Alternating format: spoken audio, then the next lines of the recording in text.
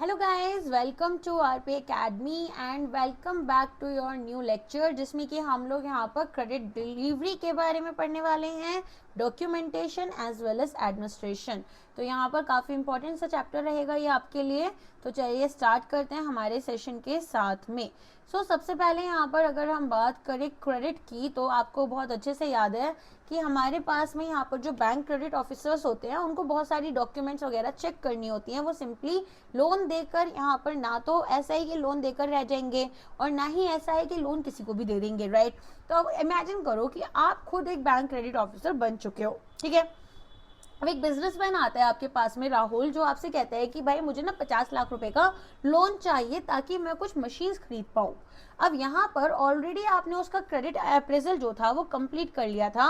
अब आपको पता है कि भाई बोरोवर जेन्यून है, बिजनेस प्रॉफिटेबल है, लोन अमाउंट जस्टिफाइड है। तो फिर यहाँ पर हमारे पास में आती है नेक्स्ट चीज कि मैं लीगली यहाँ पर बैंक का जो पैसा है, ठीक है, उसको किस तरह से प्रोटेक्ट करूं। So how should I protect the banks money legally?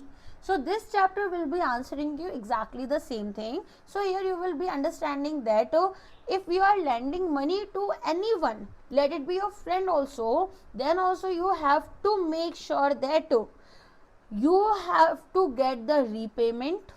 You have to make sure that he signs all the valid documents, and there is some asset as security also. If the person refuses to repay the loan, then what will be your next step? All these things must be clear to you.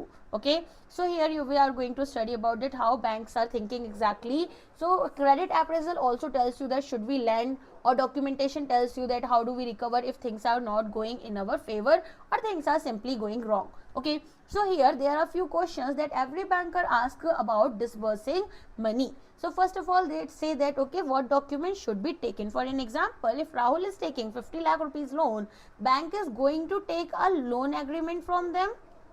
Okay, then what else bank is going to ask? Demand promissory note, then hypothecation agreement.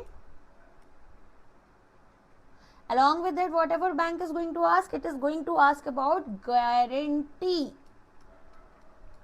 agreement. Okay, so can I say that because after 5 years Rahul will be saying that okay, I had never borrowed from bank anything, so bank can at least show the signed documents in court. Otherwise, without documentation, bank is not going to recover the amount, or it will be a very difficult part for bank to recover the same. So you have to remember one thing, that when we talk about documents, we are talking about legal evidence. Okay, we are talking about what? Legal evidence. So in today's class we are going to study about pre-disbursal controls, documentation standards, regulatory registration and guarantee, security charges, disbursal mechanics and working capital bifurcation, consortium, multiple banking syndication, straight through processing and risk underwriting engine. सो अब start करते हैं हमारे module 1 के साथ में। Sorry, मुझे याद नहीं रहा था, मैं इंग्लिश में पढ़ा रही थी तब से। चलो यहाँ पर अभी आगे बढ़ते हैं। तो पहले यहाँ पर प्री डिस्बर्सल, अगर आप लोग को लगता है ना कि you are comfortable in English as well, मतलब अगर आप चाहते हैं कि मैं इंग्लिश को प्रायोरिटी लैंग्वेज रखकर पढ़ाऊँ, तो आप बता सकते हैं, मैं दोनों चीज़ें कर सकती हूँ। बिकॉज मैंने सेबी और आरबीआई हिंदी को प्रायोरिटी लैंग्वेज रखा था, एज बहुत सारे स्टूडेंट्स को ना डाउट रहता था। एंड ऑफ कोर्स मैं सभी की रीजनल प्रॉब्लम सॉल्व नहीं कर सकती, बट एक मेजर चंक की कर सकती हूँ। मैंने उसको हिंदी इंग्लिश मिक्स कर पढ़ा दिया था। ओके, चलो। So before releasing funds, credit officers जो होते हैं उनको अफॉर्मेटिव आंसर्स चाहिए कुछ वाइटल इंक्वायरीज के। पहला, लीगल रिकॉर्ड्स क्या होगा? तो हमारे पास में यहाँ पर enforceable promissory notes, loan agreement, corporate guarantees, ये होने चाहिए ताकि हम फ्यूचर रिकवरी एक्शंस को लेकर चल पाए। ठीक है, फिर यहाँ पर चार्ज प्रोटेक्शन, तो कैसे जो प्राइमरी क्लेम था फंडेड एसेट्स के ऊपर और कोलेटरल्स के ऊपर, सिक्योरिटीज में हमें लीगली एग्जीक्यूट करना और होल्ड करना है। और रेगुलेटरी ट्रैक में कि हमारे पास में जो पब्लिक स्टैट्यूटरी अथॉरिटीज हैं, ठीक है, कौन सी हैं जिनके साथ में हम अपना अनडिस्प्यूटेड कमर्शियल प्रायोरिटी रखेंगे। तो हमें यहाँ पर चार्ज क्या क्रिएट करना है, मीनिंग देखो चार्ज का मतलब होता है कि एक लीगल राइट होनी चाहिए एक एसेट के ऊपर जब तक कि लोन रीपे नहीं कर दिया। तो कोलेट्रल के ऊपर हमने यहाँ पर क्या करा, एक लीगल राइट क्रिएट कर दी बैंक की। कब तक, जब तक लोन रीपे नहीं हुआ, है ना। तो अब यहाँ पर आप देखेंगे कि अगर लोन का अमाउंट 50 लाख है और मशीन 60 लाख की खरीदी, बैंक ने क्या करा, चार्ज क्रिएट कर दिया मशीन के ऊपर। अगर राहुल डिफॉल्ट कर गए तो भी बैंक यहाँ पर मशीन बेच पाएंगे। तो हमारे पास में यहाँ पर दो तरह की सिक्योरिटी हो गई, एक हो गई प्राइमरी, एक हो गई सेकेंडरी सिक्योरिटी। अब आप कहेंगे मैम ये प्राइमरी सिक्योरिटी क्या है। देखो प्राइमरी सिक्योरिटी हो गई जो मशीन यहाँ पर बैंक का लोन यूज कर खरीदी गई, और कोलैटरल सिक्योरिटी जो सेकेंडरी सिक्योरिटी है वो यहाँ पर राहुल ने अपने घर को या फिर अपनी कोई लैंड थी या फिर यहाँ पर कोई एफडी बैंक के साथ खुला रखी थी, उन सब चीजों को सिक्योरिटी में लेकर गए। समझ में आ गया। तो यहाँ पर हम दोनों को ही चार्ज कर सकते हैं। समझ में आ गया, जो चार्ज प्रोटेक्शन की बात हो रही है यहाँ पर। अब आप आगे देखोगे कि ये जो चार्ज होता है ये इनफ नहीं होता, लॉ हमें ये भी कहती है कि पब्लिक नोटिस रखना है। तो हमारे पास में जो बैंक है वो रजिस्टर करता है चार्ज को अथॉरिटीज के साथ में। अलग अलग एसेट्स होते हैं तो अलग अलग आपकी यहाँ पर अथॉरिटी होती है, इसीलिए हमने देखा ना कि यहाँ पर चार्ज को किसके साथ में रजिस्टर कराना है और कौन पजेस करेगा सिक्योरिटी को। जैसे मान लो गोल्ड लोन है तो बैंक ने गोल्ड रख रखा, लेकिन होम लोन है तो यहाँ पर तो राहुल ही रहेंगे ना उस घर में, या फिर व्हीकल लोन है तो बोरोवर अपना व्हीकल को यूज कर रहे हैं। तो हमारे पास में यहाँ पर फिर चार्ज जो होगा, गोल्ड लोन में तो बैंक ने गोल्ड रखा तो यहाँ पर हमारे पास में चार्ज आपके गोल्ड पर ही गया, लेकिन होम लोन में टाइटल डॉक्यूमेंट और व्हीकल लोन में हम चार्ज क्रिएट कर रहे हैं आरसी के ऊपर, ताकि जो पोजेशन है वो सिक्योरिटी के ऊपर डिपेंडेंट रहे। ठीक है, समझ में आ गया। अब यहाँ पर हमारे पास आप देखेंगे कि जो एसेट्स है क्या वो बोरोवर के पास रहेंगे या फिर लेंडर के पास जाएंगे। तो जैसे मैंने गोल्ड का बताया और मैंने आपको व्हीकल और होम का बताया। अब डिसबर्सल मेथड क्या रहेगा, लोन हम किस तरह से डिसबर्स कर रहे हैं। तो ऐसा तो है नहीं ब्लाइंडली सारा का सारा पैसा हमने दे दिया 50 लाख रुपए। अब यहाँ पर बैंक क्या करेगा, बैंक डायरेक्टली जो मशीनरी के सप्लायर हैं उनको पेमेंट कर रहे हैं। क्यों, ताकि जो राहुल है वो इस पैसे को stock market, real estate, marriage, foreign trip में यूज ना करें। रेदर ये पैसा जिस पर्पस से बोला गया इंटेंडेड पर्पस उसी से यूज हो रहा है। तो लोन हमारा यहाँ पर सैंक्शन पर्पस से यूज हो, ये हमें मेक श्योर करना है। तो थर्ड पार्टी वेंडर ट्रांसफर यहाँ पर कर दिया, जैसे मशीन सप्लायर का मैंने एग्जाम्पल दिया।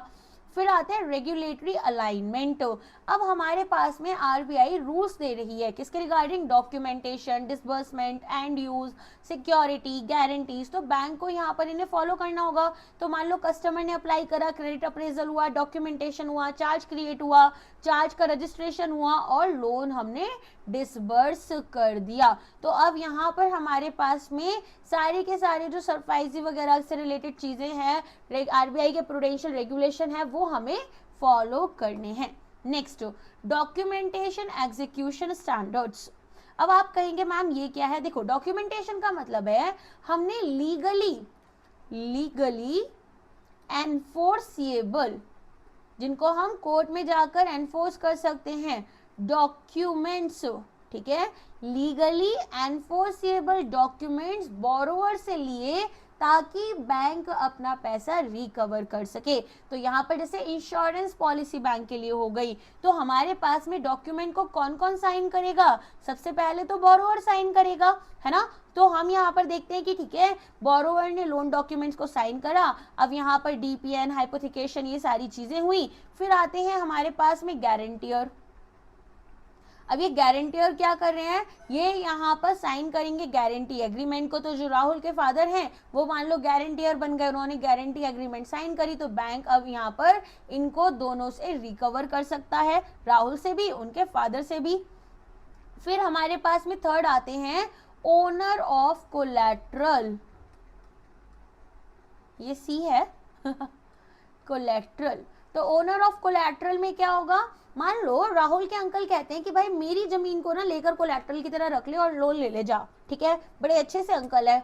तो यहाँ पर राहुल नहीं साइन कर रहे हैं, ओनर साइन कर रहे हैं। ओनर कौन है? राहुल के अंकल। लेकिन पहले उनको गारंटियर बनना होगा, फिर चार्ज क्रिएट करना होगा। क्यों? अदरवाइज क्या होगा कि उनकी जो प्रॉपर्टी है वो लीगली राहुल के लोन को सिक्योर नहीं करेगी। सो कोलैटरल ओनर अगर बोरोअर नहीं है तो कोलैटरल यहाँ पर पहले आपके क्या बनेंगे? जो ओनर हैं वो यहाँ पर गारंटियर बनेंगे, फिर उसके बाद में चार्ज क्रिएट किया जाएगा। आया समझ में? तो प्रॉपर स्टैंपिंग यहाँ पर कंप्लाई करेंगे स्ट्रिक्टली स्टेट स्पेसिफिक स्टैम्प्स के साथ में। तो हमारे पास में एक्शनेबल लीगल एनवायरनमेंट बना। क्रेडिट ऑफिसर्स को ऑपरेशनल वल्नरेबिलिटी से खुद को बचाना होगा। मैटिकुलस ऑन ग्राउंड वैलिडेशन होना चाहिए। तो फिजिकल एग्जीक्यूशन डेट जो होगी वो आपकी कभी भी प्रिसीड नहीं करेगी स्टैम्प परचेज पेपर डेट को, ठीक है। तो अब यहाँ पर ये कहते हैं कि देखो कुछ ऐसे पॉइंट्स हैं जो कि हर क्रेडिट ऑफिसर को चेक करने चाहिए, जैसे कि प्रॉपर स्टैंपिंग। ये कहते हैं कि डॉक्यूमेंट्स हमारे पास स्टैम्प ड्यूटी को कैरी करने चाहिए। बिना प्रॉपर स्टैंपिंग के कोर्ट आपके एविडेंसेस को एडमिट नहीं करता है। तो लोन एग्रीमेंट अगर है और रिक्वायर्ड स्टैम्प 500 रुपीज का है तो बैंक को 100 रुपए का यहाँ पर स्टैम्प यूज करिए, क्या होगा इससे? कोर्ट रिजेक्ट कर देगा। तो प्रॉपर स्टैंपिंग होनी चाहिए। प्रॉपर का मतलब समझ में आ गया क्या है? यहाँ पर मान लो कोई स्टैंप नहीं है तो डॉक्यूमेंट वीक हो गई। देन आता है आपका date of execution and legal capacity, 0 blank fields. सबसे पहले डेट ऑफ एग्जीक्यूशन में कि हमारे पास में यहाँ पर जो स्टैंपिंग डेट है और जो एग्जीक्यूशन डेट है, ठीक है, वो आपकी किस तरह से होनी चाहिए? देखो सिंपली याद रखना कि अगर स्टैंप आपका 10 जुलाई को हुआ तो एग्जीक्यूशन 10 जुलाई या उसके बाद होगा, पहले नहीं होगा। तो हमारे पास में एग्जीक्यूशन डेट कभी भी स्टैंप डेट से पहले नहीं होनी चाहिए। एग्जीक्यूशन डेट कभी भी बिफोर स्टैंप डेट नहीं होनी चाहिए, ठीक है। अब यहाँ पर ये बात करते हैं आपके लीगल कैपेसिटी की, जिसमें कहते हैं कि जो पर्सन है वो हमारे पास में, ठीक है, जो साइनिंग पर्सन है उनको अथॉरिटी दी जाए। तो मान लो एक एबीसी पार्टनरशिप फर्म थी जिसमें कि एक पार्टनर रवि थे जिन्होंने डॉक्यूमेंट साइन करा, ठीक है।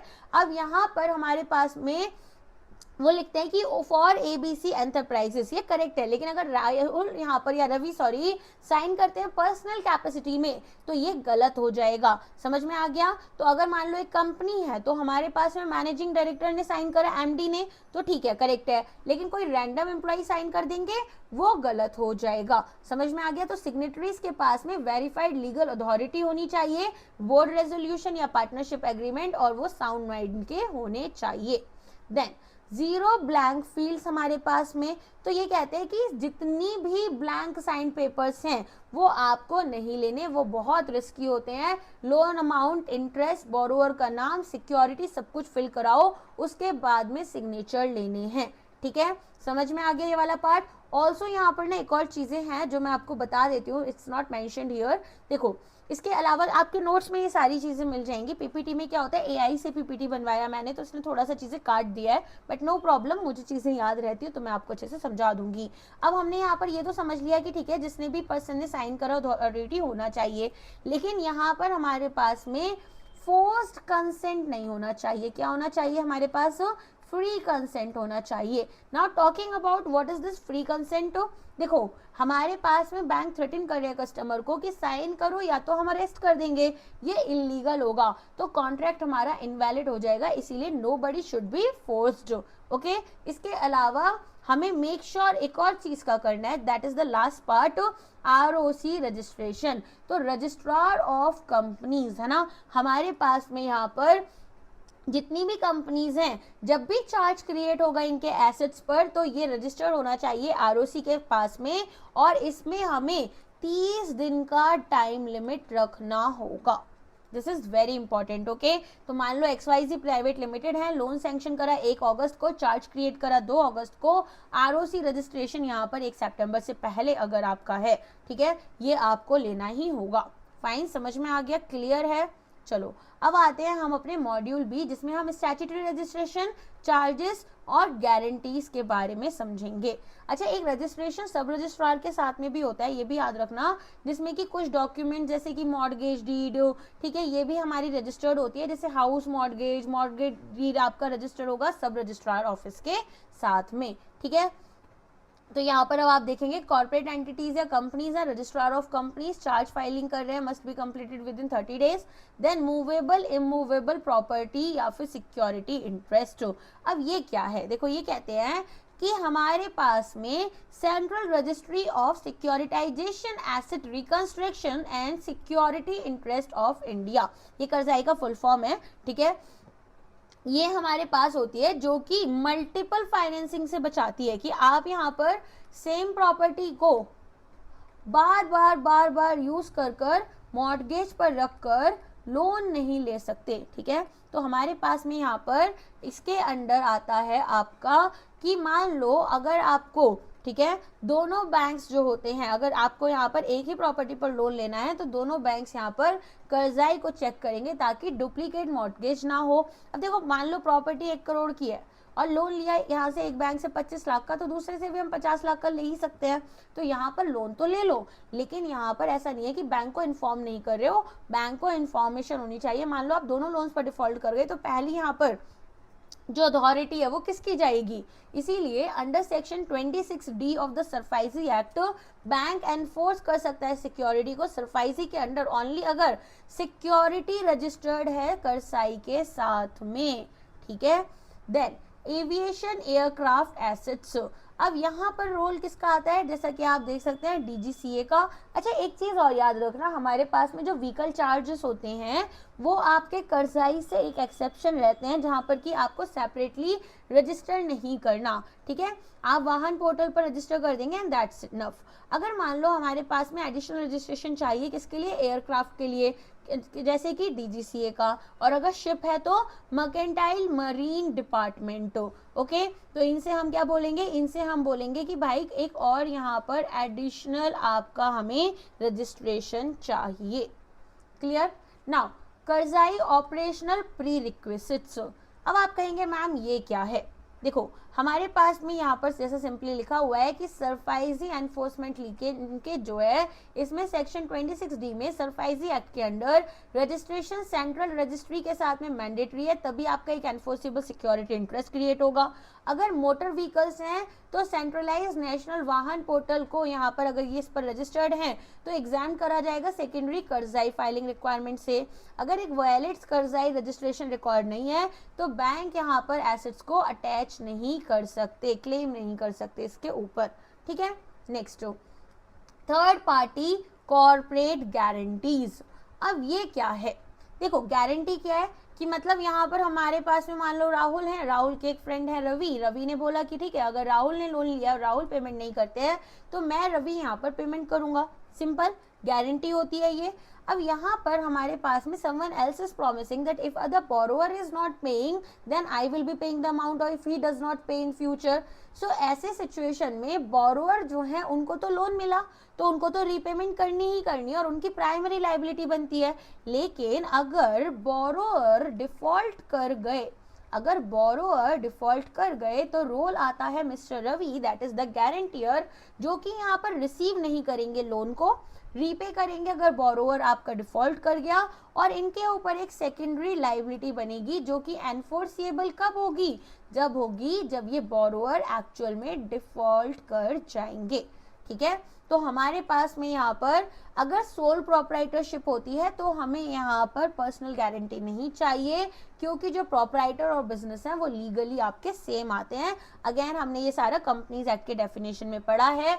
तो बिजनेस एसेट्स और पर्सनल एसेट्स जो होते हैं वो दोनों अवेलेबल रहते हैं। जैसे मान लो किसी का किराना स्टोर है ना, ओनर यहाँ पर राहुल है, बिजनेस डिफॉल्ट कर गया तो बैंक अटैच करेगा राहुल का हाउस, घर, सेविंग, क्योंकि लाइबिलिटी कैसी है, अनलिमिटेड है। तो एक गारंटी एक सेकेंडरी लीगल कॉन्ट्रैक्ट को क्रिएट करती है जहां एक एक्सटर्नल थर्ड पार्टी आपको प्रॉमिस करिए कि स्टेप इन करेगी, फुलफिल करेगी लाइबिलिटीज को अगर प्राइमरी बोरोवर डिफॉल्ट कर गए। लाइबिलिटी टाइपोलॉजी, प्रोप्राइटर्स और partners unlimited personal liability carry करते हैं जिसमें सेपरेट गारंटीज आपकी रिडंडेंट हो जाती हैं। कॉर्पोरेट डायरेक्टर्स के पास लिमिटेड लाइबिलिटी है। फॉर्मल पर्सनल गारंटीज की जरूरत होगी ताकि हम सिक्योर करें लोन को। तो यहाँ पर हमारे पास में अगर पार्टनरशिप फर्म है तो पार्टनर का पर्सनल गारंटी जो होगा वो भी नहीं जाता नॉर्मली। अगर यहाँ पर पार्टनर्स के पास में ऑलरेडी अनलिमिटेड लाइबिलिटी है तो कोई ज़रूरत नहीं है वही सोल प्रोप्राइटरशिप जैसा। लेकिन अगर कंपनी है तो यहाँ पर हमें डायरेक्टर्स की गारंटी चाहिए। क्यों? क्योंकि यहाँ पर जो कंपनी है वो एक सेपरेट लीगल एंटिटी है और डायरेक्टर्स को लिमिटेड लाइबिलिटी मिली हुई है, तो बिना किसी गारंटी के बैंक यहाँ पर डायरेक्टर की पर्सनल प्रॉपर्टी से पेमेंट रिकवर नहीं कर सकते। मान लो यहाँ पर हमारे पास में एक XYZ लिमिटेड कंपनी है, ठीक है, इन्होंने बैंक से 10 करोड़ का लोन लिया, फाइन। अब यहाँ पर कंपनी फेल कर गई तो जो डायरेक्टर्स हैं वो तो लिमिटेड लाइबिलिटी से प्रोटेक्ट हो गए, तो बैंक यहाँ पर क्योंकि पर्सनल गारंटी ले रही है, डायरेक्टर्स जो होते हैं वो पर्सनली लायबल बन जाते हैं। आ गया समझ में? तो थर्ड पार्टी कोलैटरल प्लेज किया जाता है ताकि एक सिक्योर करे लोन को, एसेट ओनर को एक पर्सनल गारंटी पहले साइन करनी है जैसा मैंने पहले बताया था। और ये जो पर्सनल लाइबिलिटी होती है ये चार्ज से पहले क्रिएट की जा सकती है उनके किसके ऊपर? प्रॉपर्टी के ऊपर, ठीक है, समझ में आ गया? अब हम ना कुछ RBI की गाइडलाइंस पढ़ेंगे जहां पर हम डायरेक्टर की गारंटीज के बारे में पढ़ेंगे। तो यहाँ पर आप देखेंगे सबसे पहले RBI कहता है कि जो क्लोजली हेल्ड कंपनी है जिसमें प्रमोटर का गारंटी लो, जैसे मान लो यहाँ पर एक फैमिली है जो कि 95% बिजनेस को ऑक्यूपाई कर रही है, ठीक है, जैसे मान लो मुकेश अंबानी, उनके 3 बच्चे, उनकी वाइफ, उनकी डॉटर इन लॉज, उनके सन इन लॉज, सब ने मिलकर यहाँ पर 95% प्रॉपर्टी अपनी कंपनी को ओन कर रखा है। तो बैंक क्या करेगा? गारंटी लेगा फैमिली मेंबर्स से, ना कि यहाँ पर जो सैलरीड CEO हैं, CEO से नहीं लेगा फिर यहाँ पर, ठीक है, यहाँ पर किससे लेगा? फैमिली मेंबर्स से। तो इंश्योर करेंगे कि फैमिली ओन्ड या प्राइवेट ग्रुप जो है ज्वाइंटली और सीवियरली यहाँ पर लायबल रहे along side the corporate entity. फिर यहाँ पर ये बात करते हैं मैनेजमेंट कॉन्टिन्यूटी की, कि जो मैनेजमेंट है उनको यहाँ पर हम जानते हैं कि वो चेंज हो सकते हैं। फॉर एग्जांपल अगर एक अच्छा प्रमोटर है, उन्होंने कंपनी को सेल कर दिया, नए ओनर आए, वो डिसऑनेस्ट आए, तो कौन सफ़र कर रहा है? बैंक सफ़र कर रहा है। तो गारंटी इंश्योर कर रही है कि मैनेजमेंट कॉन्टिन्यूड रहेगा ताकि अकाउंटेबिलिटी रहे। अगर ओनरशिप चेंज हो गई तो ओरिजिनल गारंटियर लीगली लायबल रहेगा अनटिल यहाँ पर इनको बैंक ने रिलीज नहीं कर दिया, ठीक है। तो हमारे पास में गारंटी इंश्योर कर रही है मैनेजमेंट की कॉन्टिन्यूटी। समटाइम्स क्या होगा, इंस्टेड ऑफ गारंटी बैंक यहाँ पर अंडरटेकिंग लेते हैं कि no change in the management without banking permission can take place. Okay, understood. Next यहाँ पर वीक कैश जनरेशन। अब इसमें ये क्या कहते हैं? इसमें ये कहते हैं कि मान लो आपके पास में यहाँ पर फाइनल पोजीशन वीक है, अगर सिक्योरिटी एग्जिस्ट भी करती है तो भी गारंटी हमें यहाँ पर लेनी होगी ताकि एक एक्स्ट्रा कंफर्ट मिल जाए। तो एक फाइनेंशियल सेफ्टी नेट यहाँ पर जब बोरोवर का इंटरनल कैश फ्लोज इनसफिशिएंट है डेट सर्विस ऑब्लिगेशन को फुलफिल करने के लिए, ठीक है। तो हमारे पास में यहाँ पर आपका देखोगे आप अलग अलग तरह की गारंटीज इन्वॉल्व होती हैं, अलग अलग यहाँ पर रूल्स रहते हैं। Then interim protection. अब देखो यहाँ पर ना कुछ चीज़ें हैं जो मैं आपको सिंपली समझाते हुए चलती हूँ। तो सबसे पहले ना ये क्या कहते हैं, ये कहते हैं कि देखो अगर अनसिक्योर्ड लोन है तो गारंटी यहाँ पर ज़्यादा इंपॉर्टेंट बन जाती है, क्योंकि कोई भी सिक्योरिटी नहीं है तो स्ट्रॉन्गर पर्सनल कमिटमेंट की हमें ज़रूरत होगी, है ना। तो यहाँ पर हमारे पास में जो रजिस्टरिंग चार्जेस हैं फिक्स्ड एसेट्स के ऊपर, ये यहाँ पर आपका थोड़ा ज़्यादा टाइम टेकिंग है, तो डिले हो सकते हैं चार्ज क्रिएशन में। तो लोन मान लो आज रिलीज किया, मॉर्गेज रजिस्ट्रेशन 20 दिन के बाद हुआ, तो ये जो 20 दिन है इसमें बैंक के पास कोई भी परफेक्टेड चार्ज नहीं है। लोन हमें यहाँ पर गारंटी जो है वो इंटरिम सेफ्टी के लिए लेनी होगी। फिर यहाँ पर बात करते हैं सब्सिडरी प्रोटेक्शन की, कि मान लो एक सब्सिडरी कंपनी है जो कि वीक है लेकिन पेरेंट कंपनी बहुत स्ट्रॉन्ग है, तो पेरेंट कंपनी की गारंटी ले ली जाएगी। जैसे टाटा सन्स यहाँ पर एक उनकी वीक सब्सिडरी है मान लो, तो उसकी यहाँ पर गारंटी ले रहे हैं। देन इंटरलॉकिंग ऑफ फंड्स, यहाँ पर ये क्या कहते हैं, ये कहते हैं कि देखो ओनर जो है वो अपना पैसा कंपनी ए से मान लो कंपनी बी में शिफ्ट कर रहे हैं, तो बैंक को लगता है कि फंड्स का डाइवर्जन ना हो जाए, तो प्रमोटर की गारंटी ऐसी कंडीशन में हमें लेनी होगी, ठीक है। Now remuneration as well as your commission rules. तो यहाँ पर ये क्या बात कर रहे हैं, अब देखो यहाँ पर हम लोग एक नेक्स्ट पार्ट के ऊपर आ गए जिसमें कि ये कहते हैं कि ठीक है अब क्योंकि आप क्रेडिट मैनेजर हो अपने, तो आपको अब यहाँ पर हम लोग देखेंगे कि अप्रेस करना है बोरोवर को, डॉक्यूमेंट्स लेने हैं, चार्ज क्रिएट करना है। तो अब आपको डिसाइड करना होगा कि क्या आपको एक गारंटियर लेना है। कौन सा चार्ज आपको क्रिएट करना है, कौन सिक्योरिटी रखेगा और कितना मनी जो है वो एक्चुअली रिलीज किया जाएगा। तो आरबीआई के कुछ रूल्स होते हैं गारंटियर कमीशन के ऊपर, जिसमें कि आरबीआई कहता है कि सपोज करो अगर राहुल ने लोन लिया था और उनके जो फ्रेंड थे रवि, वो यहाँ पर क्या बने थे, गारंटियर बने थे। तो अब यहाँ पर हमारे पास में, याद रखना रवि जो है वो गारंटियर है हमारे एग्जाम्पल में, सेम एग्जाम्पल लेकर चल रही हूँ ताकि कंफ्यूजन ना हो। एग्जाम में ना कई बार याद आ जाता है कि ठीक है अगर राहुल होते तो वो क्या करते, है ना। तो अब यहाँ पर हमारे पास में राहुल अगर यहाँ पर क्या पे कर सकते हैं रवि को 5 लाख रुपए ताकि वो एक गारंटियर बने। आरबीआई कहता है कि जनरली नहीं, जो बैंक है वो एक अंडरटेकिंग, एक रिटन डिक्लेरेशन ले रहा है बोरोवर और कंपनी, बोरोइंग कंपनी और गारंटियर से, जिसमें कि ये कहते हैं कि कोई भी कमीशन, नो कमीशन, ब्रोकरेज, ठीक है, टर्म्स याद रखना ये इंपॉर्टेंट होती हैं, कीवर्ड्स होते हैं ये, ठीक है, फी और एनी अदर चार्ज, ठीक है, यहाँ पर any other consideration has been paid और received for giving the guarantee.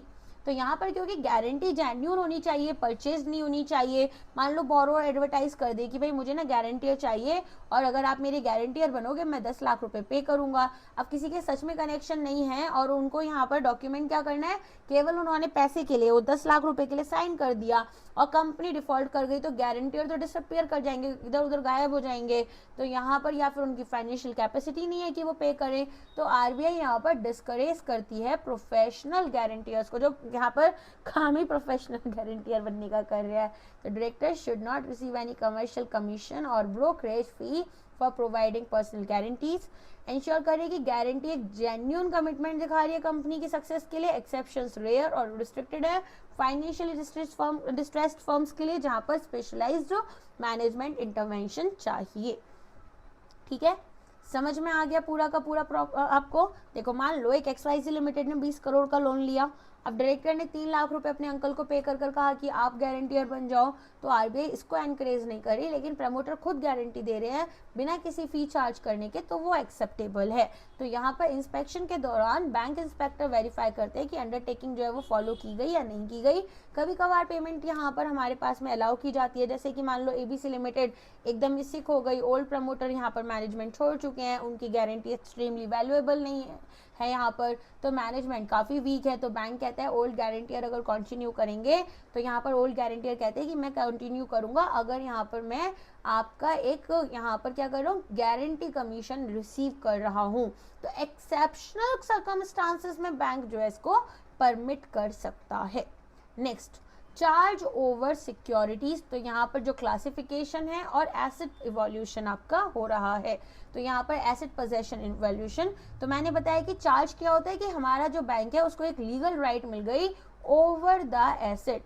अब ये जो लीगल राइट मिली है कब तक मिली, जब तक कि यहाँ पर जो लोन था वो आपका रीपे नहीं कर दिया गया, है ना। तो हमने क्या करा, एक लीगल राइट रख लिया। तो अब यहाँ पर जो ओनर होते हैं एसेट के, केवल वही एक चार्ज क्रिएट कर सकते हैं। तो मान लो अगर राहुल के पास में एक अपनी फैक्ट्री है, ठीक है, तो यहाँ पर राहुल जो है वही चार्ज क्रिएट कर सकते हैं, राहुल के फ्रेंड रवि नहीं कर सकते हैं। फाइन, समझ में आ गया।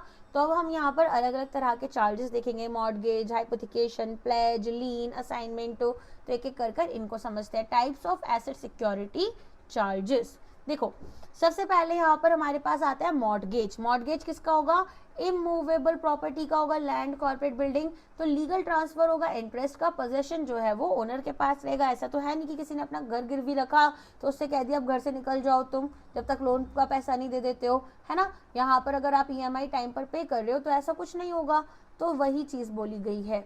नेक्स्ट आता है हाइपोथिकेशन। हाइपोथिकेशन किस पर आता है, मूवेबल एसेट्स पर, जैसे स्टॉक, इक्विपमेंट, व्हीकल्स। तो यहाँ पर हमारे पास में जो बोरोअर है उन्हीं को पोजेशन दिया गया।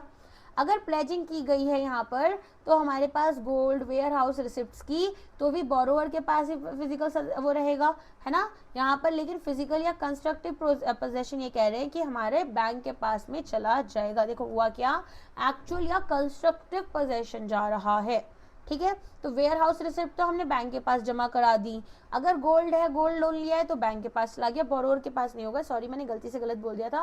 लीन अगर हम बात करें, अब यहाँ पर आपके पास में फाइनेंशियल सिक्योरिटीज है, डिपॉजिट्स है ना, जैसे कि मान लो एक एफडी थी 10 लाख रुपए की, उसके ऊपर 5 लाख का लोन ले लिया गया, तो अब क्या हो रहा है यहाँ पर, हमारी जो एफडी है उसको हम तब तक विड्रॉ नहीं कर सकते पैसे को जब तक 5 लाख का लोन रीपे ना कर दिया जाए। तो बैंक एसेट पोजेशन ले लेता है जब तक कि सभी ऑब्लिगेशन मीट नहीं हुई। देन आता है असाइनमेंट, एक्शनेबल क्लेम है, इंश्योरेंस, रिसीवेबल्स, ठीक है, बुक डेट्स, जैसे आपके बिल्स होते हैं ना, बिल रिसीवेबल होते हैं, बिल ऑफ एक्सचेंज, इनवॉइसेस, तो यहाँ पर जो राइट्स है वो हमने सप्लायर से बैंक के पास में ट्रांसफर कर दी। क्लियर, समझ में आ गया इतना। तो अब यहाँ पर हमारे पास में सिंपली याद रखना कि जो मॉर्गेज है हाउस और लैंड का होता है, हाइपोथिकेशन स्टॉक व्हीकल का, pledging gold warehouse goods का, लीन्स फिक्स डिपॉजिट का, और असाइनमेंट इंश्योरेंस पॉलिसी का। तो पोजेशन सिक्योरिटी की अब यहाँ पर हमारे पास में जो है वो कौन आपका रखेगा। तो एक मेजर क्वेश्चन हमारे पास में क्या आ रहा है, इवोल्यूशन यहाँ पर एसेट पोजेशन के अंदर, कि ठीक है who should keep the goods. पहले हमारे पास लॉक और की एडवांस होता था, जिसमें कि हम क्या कर रहे थे, जैसे मान लो राहुल है, उनका एक राइस बैग वेयर हाउस में रखा हुआ है, तो वेयर हाउस के 2 ताले हैं, है ना, 2 लॉक्स होंगे, तो बैंक यहाँ पर कीज रखेगा। राहुल को अगर मान लो 100 के बैग्स को सेल करना है उन राइस के, तो राहुल पैसा डिपॉजिट करेगा कैश क्रेडिट अकाउंट में या फिर एक ट्रस्ट रिसिप्ट देगा। बैंक ऑफिशियल जाएंगे वेयर हाउस, लॉक को खोलेंगे और गुड्स को रिलीज करेंगे। तो बैंक यहाँ पर कंप्लीट कंट्रोल ले रहे थे, लेकिन ये तो बड़ा टाइम कंज्यूमिंग है कि भाई यहाँ पर एक बैंकर को जाना है, बोरोवर के लिए भी इनकन्वीनियंट है, ऑपरेशनल डिफिकल्टी हो रही है बैंक के लिए। तो बैंक ग्रेजुअली जो है वो इसकी तरफ से तो मूव कर गया। अब जो नया सिस्टम हम यूज कर रहे हैं वो यूज कर रहे हैं हाइपोथिकेशन का। तो ट्रेडिशनल मॉडल समझ में आ गया, थियरी नहीं पढ़ रही हूँ, आपको पढ़ना है तो आप एक बार पॉज करके पढ़ सकते हो। मॉडर्न मॉडल में हम क्या कर रहे हैं, हाइपोथिकेशन। तो अब जितने भी वर्किंग कैपिटल लोन्स हैं वो सिक्योर्ड ज्यादातर आपके हाइपोथिकेशन से होते हैं। जैसे मान लो कि राहुल के पास में उनके वेयर हाउस में 500 टीवी हैं, ठीक है। अब यहाँ पर हमारे पास में बैंक ने इस स्टॉक को फाइनेंस करा, तो टीवी कौन रख रहा है, राहुल रख रहा है। क्या राहुल इन टीवी को बेच सकता है, बिल्कुल बेच सकता है। अब यहाँ पर जब वो बेच रहे हैं तो जो भी पैसा इन टीवीज को बेचकर आएगा, जिससे हम क्या बोलते हैं सेल प्रोसीड्स, वो पेमेंट जो हमें सेल से मिलने वाली है वो बैंक अकाउंट में राहुल को डिपॉजिट करनी होगी। समझे। तो हमारे पास में यहाँ पर ओनरशिप राहुल की है, पोजेशन राहुल का है, और चार्ज किस पर लगा, बैंक के ऊपर लगा। आ गया समझ में। नेक्स्ट हमारे पास में कंस्ट्रक्टिव पोजेशन अगर हमें समझना है, लीगल कस्टडी। अच्छा अब देखो एक चीज और समझो कि नॉर्मली जब एक प्लेज होता है तो बैंक के पास पोजेशन है, लेकिन हमारे पास कंस्ट्रक्टिव पोजेशन में बोरोअर फिजिकली गुड्स को रखता है और लीगली होल्ड करेगा उनको as an agent of the bank. कैसे रख रहा है, as an agent of the bank. तो हमारे पास में यहाँ पर आप देखेंगे कि जो बैंक है वो ट्रीट किया जाएगा as having possessions in the eye of law. So जब गुड्स फिजिकली बोरोअर के पास है हाइपोथिकेशन, प्लेज में बैंक या कोई कंस्ट्रक्टिव पोजेशन हो गया, कंट्रोल हमारे पास हाइपोथिकेशन में लोअर होता है लेकिन प्लेज में हायर होगा बैंक के लिए, और यहाँ पर जो रिस्क है वो प्लेज में लोअर और हाइपोथिकेशन में हायर हो जाता है। तो legal large scale commercial lending में फिजिकली मूविंग यहाँ पर heavy commodities to a bank branch is impractical. तो कंस्ट्रक्टिव पोजेशन में गुड्स जो है बोरोअर के वेयर हाउस में लीगली हमारे यहाँ पर प्लेज के अंडर एक्ट होगा, जो कि बोरोअर यहाँ पर क्या कर रहा है, बैंक का एजेंट की तरह काम करेगा, और फ्रेमवर्क हमें स्ट्रॉन्ग लीगल प्रोटेक्शन देता है बिना ऑपरेशंस को डिसरप्ट करे हुए। नेक्स्ट पार्ट, यहाँ पर हम बात करेंगे डिसबर्सल प्रोटोकॉल्स और वर्किंग कैपिटल के बारे में। तो डिसबर्सल ऑफ लोन्स में हम देखते हैं कि भाई सारे डॉक्यूमेंटेशन हो गए, बैंक ने फाइनली रिलीज कर दिया पैसा, लेकिन कैसे करा, अब ये डिपेंडेंट होगा कि आपका जो लोन है वो कैसा है। मान लो जो लोन है वो वर्किंग कैपिटल लोन है, राइट। अब वर्किंग कैपिटल लोन में राहुल के पास मान लो एक मैन्युफैक्चरिंग का बिजनेस है, उनको लेटर से कैश क्रेडिट लिमिट जो मिली हुई है वो 2 करोड़ रुपीस की मिली हुई है, ठीक है। अब बैंक ने यहाँ पर क्या किया, इनका एक कैश क्रेडिट अकाउंट जो है वो ओपन कर दिया। अब ये कैश क्रेडिट अकाउंट ओपन करने के बाद में जितने भी बिजनेस ट्रांजेक्शन्स हो रहे हैं वो आपके आइडियली इस अकाउंट से पास थ्रू करेंगे। तो क्या राहुल अनदर करेंट अकाउंट कहीं और खोल सकते हैं? नॉर्मली नहीं। क्यों? क्योंकि अदरवाइज जो बैंक है वो मॉनिटर नहीं कर पाएगा बिजनेस ट्रांजेक्शन्स को प्रॉपरली। तो अगर एक जेन्युइन बिजनेस नीड है, क्या है, एक यहाँ पर हमारे पास में जेन्युइन बिजनेस नीड है, तो ऐसी सिचुएशन में आप देखेंगे कि जो बैंक है वो परमिट कर सकता है अनदर करेंट अकाउंट। हाउएवर जो बोरोवर है वो पीरियोडिक स्टेटमेंट्स उस अकाउंट की भी बैंक के पास सबमिट करते हैं। तो यहाँ पर कैश क्रेडिट राउटिंग में वर्किंग कैपिटल फाइनेंस हम कैश क्रेडिट अकाउंट से देते हैं। सभी ट्रांजेक्शन वॉल्यूम्स यहाँ पर अनेबल किए जाएंगे। Automated monitoring of cash flow. अब यहाँ पर एक्सक्लूसिव रहेंगे बैंकिंग टाइज, तो बोरोवर्स जनरली प्रोहिबिटेड है कि वो दूसरे करेंट अकाउंट्स यहाँ पर दूसरे बैंक के साथ नहीं खोल सकते अंटिल यहाँ पर हमारा बैंक एक्सप्लिसिट कंसेंट दे दे और जो रिस्क है सेल रेवेन्यू डाइवर्जन का वो मिटिगेट कर रहा है। तो मॉनिटर्ड यहाँ पर हमारे पास में डिविएशन रहते हैं। तो जो एक्सटर्नल करेंट अकाउंट्स हैं वो परमिटेड तो हैं, लेकिन स्ट्रक्चर्ड स्टेटमेंट्स यहाँ पर बैंक को सबमिट की जाएंगी सिस्टमिक कैश फ्लोज को समझने के लिए। Next drawing power. Drawing power क्या होती है कि जो बोरोवर है, बोरोवर यहाँ पर मैक्सिमम कितना अमाउंट विड्रॉ कर सकते हैं।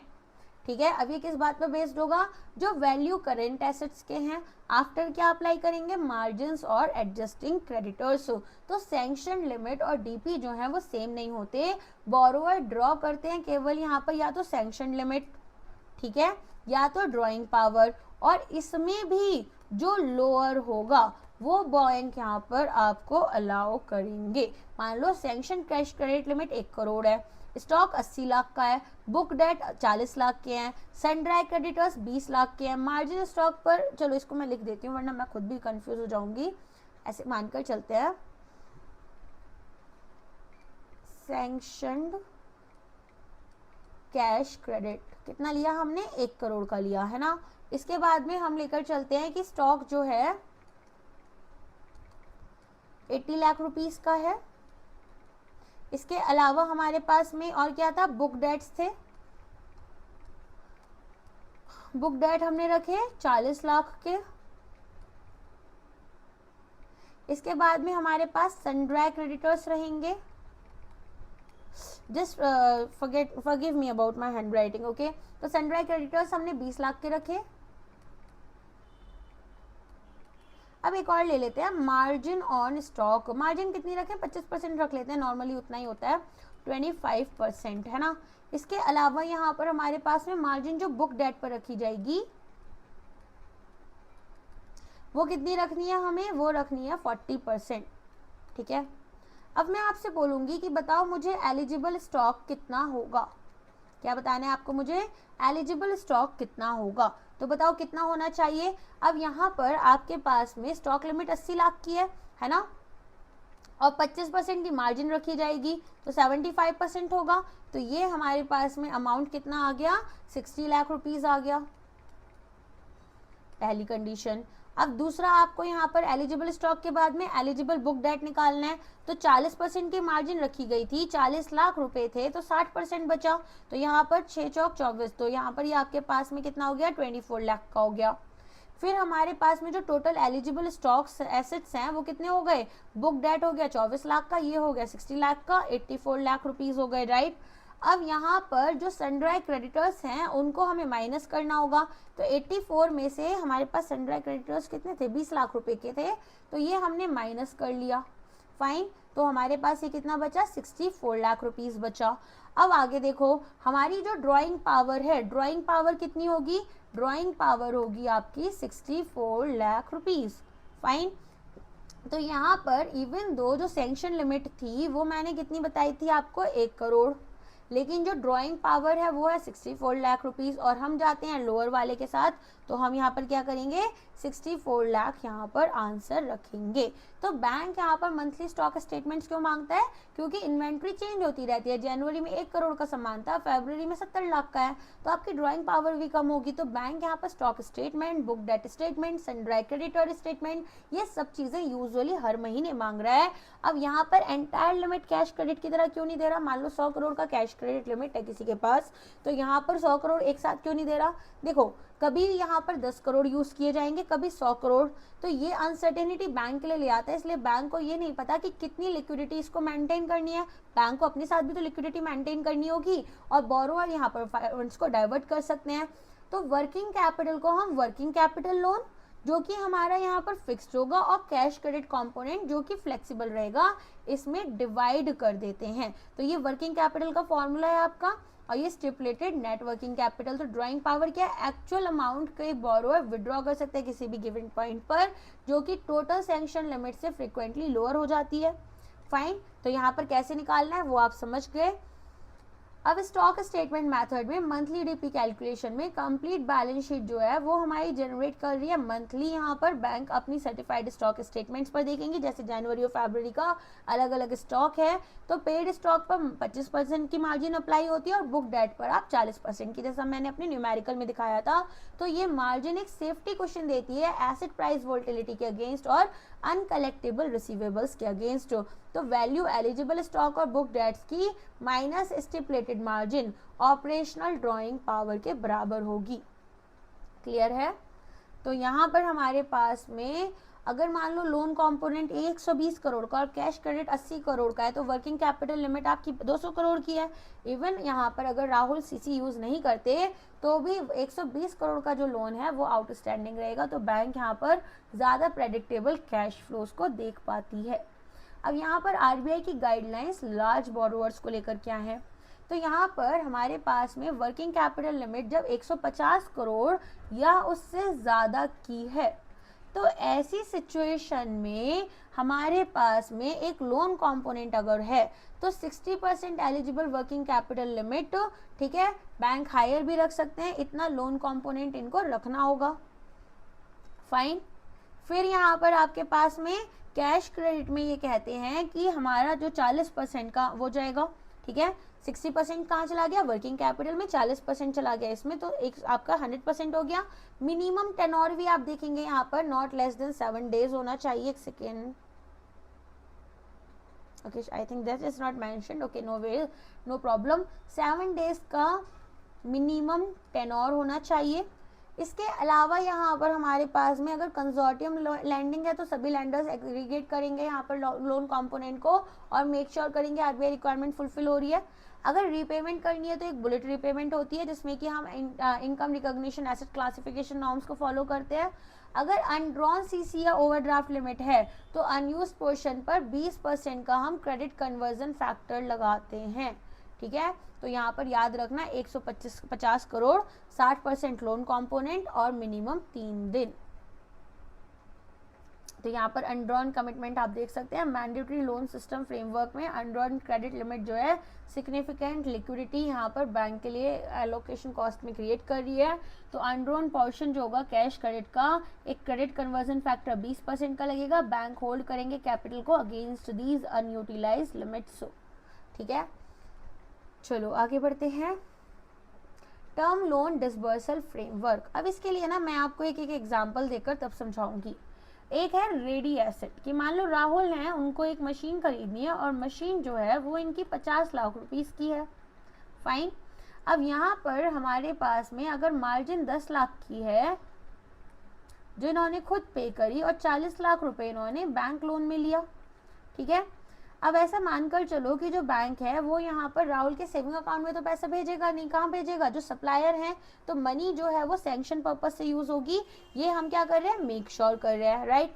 तो यहाँ पर बोरोवर डिपॉजिट करेंगे अपनी मार्जिन शेयर को, बैंक डेबिट करेगा लोन अकाउंट को, पे करेगा इक्विपमेंट या व्हीकल सप्लायर को डायरेक्टली, और प्रॉपर एसेट क्रिएशन होगा।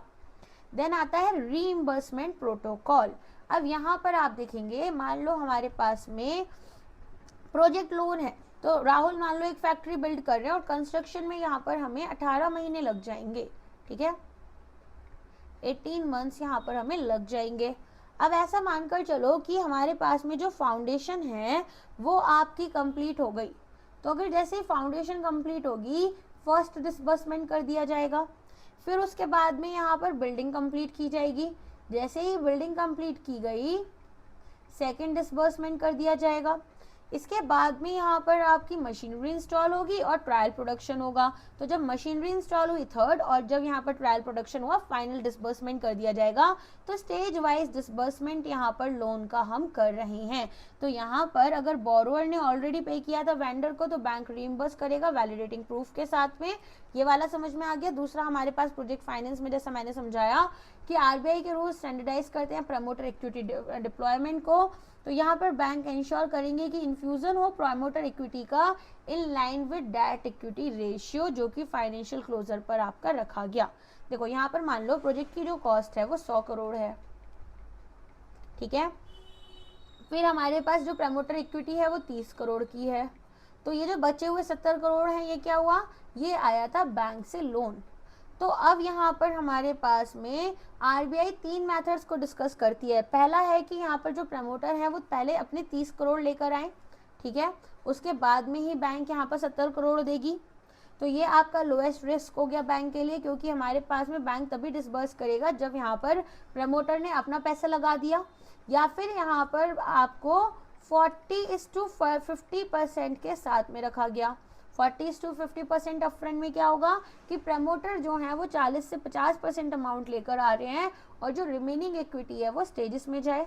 तो यहाँ पर थोड़ा बहुत आपके पास में रिस्क इन्वॉल्व रहेगा। तो आप यहाँ पर क्या देखते हैं कि हमारे पास में एक और मेथड होता है जिसमें कि इक्विटी प्रपोर्शनेटली प्रमोटर कंट्रीब्यूट करे जैसे जैसे बैंक लोन को डिसबर्स कर रहा है। तो यहाँ पर हमारे पास ये जो थर्ड स्टेज है इसमें आप देखेंगे कि जैसे मान लो बैंक ने रिलीज करे 10 करोड़, प्रमोटर लेकर आए 4 करोड़, फिर बैंक ने यहाँ पर रिलीज करे 10 करोड़, फिर प्रमोटर लेकर आए 4 करोड़।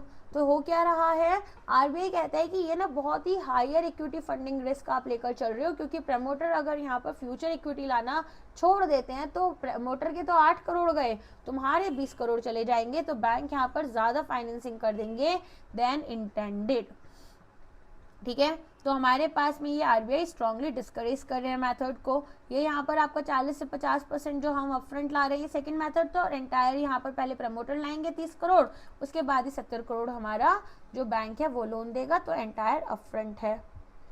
नेक्स्ट यहाँ पर आप देखते हैं डीसीसीओ। तो देखो आरबीआई सिंपली कहते हैं कि बैंक के पास एक clear policy debt equity ratio पर होनी चाहिए। स्टिपुलेटेड डीआर आपको ऑल टाइम मेंटेन करना है और स्ट्रक्चर डिसबर्समेंट आपकी तभी होगी जब बैंक यहाँ पर फंड जो है वो आपके प्रमोटर की इक्विटी को सब्सटीट्यूट नहीं कर रहे हैं। क्लियर। अब ये वाला पार्ट हम लोग नेक्स्ट क्लास में करते हैं, अभी के लिए बस इतना ही रख लेते हैं कि यहाँ पर आपका ये वाला लास्ट स्लाइड है। इसके बाद जो मॉड्यूल 5 है वो हम नेक्स्ट क्लास में कर लेंगे। तो अब ये कहते हैं कि डीसीसीओ मॉनिटरिंग रिक्वायरमेंट। अब देखो क्या होता है कि कमर्शियल ऑपरेशंस जो है कोई भी प्रोजेक्ट है ना, उसमें डिलेज भी तो हो सकता है। मान लो यहाँ पर क्लियरेंस नहीं मिला तो डिसबर्सल यहाँ पर आपका day of commencement of commercial operation से रिलेटेड होते हैं। अब मान लो यहाँ पर प्रोजेक्ट में डिले हो गया तो 3 साल के लिए हमने एक्सटेंशन कैप कर दिया इंफ्रास्ट्रक्चर प्रोजेक्ट के लिए, और नॉन इंफ्रास्ट्रक्चर मान लो कोई हाईवे वगैरह बनना है तो 3 साल तक का मैक्सिमम डिले हो सकता है, और अगर नॉन इंफ्रास्ट्रक्चर सेक्टर है तो 2 साल का।